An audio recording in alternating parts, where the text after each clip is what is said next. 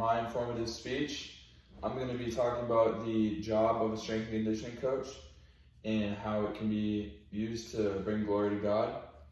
The general goal for my presentation is to inform the audience about what a strength and conditioning coach is in general, and then my specific goal is to inform my audience on how a strength and conditioning coach can be used to glorify God. So athletes often have a hard time, or they're often intimidated by their head coach, so they need someone who's like the middleman who they can form a unique bond with and are comfortable talking to, and that's where like the relationship of a strength coach comes in. So athletes are able to form great relationships with them, and not only is that a great benefit, but strength coaches also help the athletes become stronger. I realize not all of you guys as my audience may be athletes, but during some point in your life, you've had a teacher or a coach that has impacted you in a very significant way, and that's why I believe coaches in general are very important.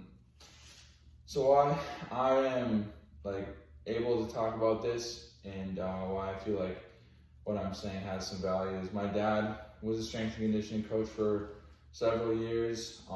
He managed 2 fitness centers, and also I'm majoring in exercise science, strength and conditioning. So this is going to be the major that I'm going to be going into. So my thesis is if you have great communication skills, if you love helping other people and are knowledgeable in strength and conditioning, and you enjoy being fit overall, then a strength and conditioning coach is a great job for you. So a great strength and conditioning coach has great communication skills. They are able to, communicate with each athlete or client individually and know what they need to do. And they just understand what each individual needs, and they really attack that and try to make them better.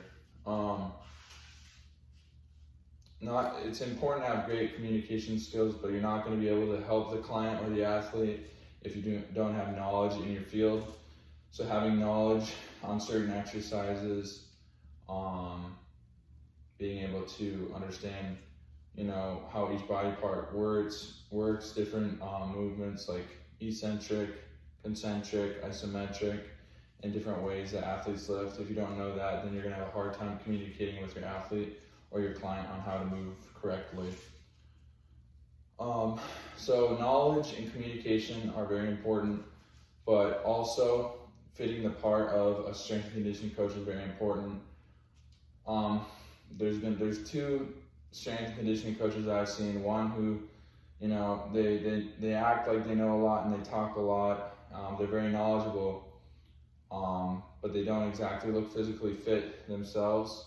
And then there's some that are physically fit themselves, and usually those are the ones that athletes tend to lean towards, and they value their opinion more because they take care of their bodies themselves. So yeah, having great communication skills, being knowledgeable in the field of strength and conditioning, and being physically active and physically fit are all great aspects of a strength and conditioning coach.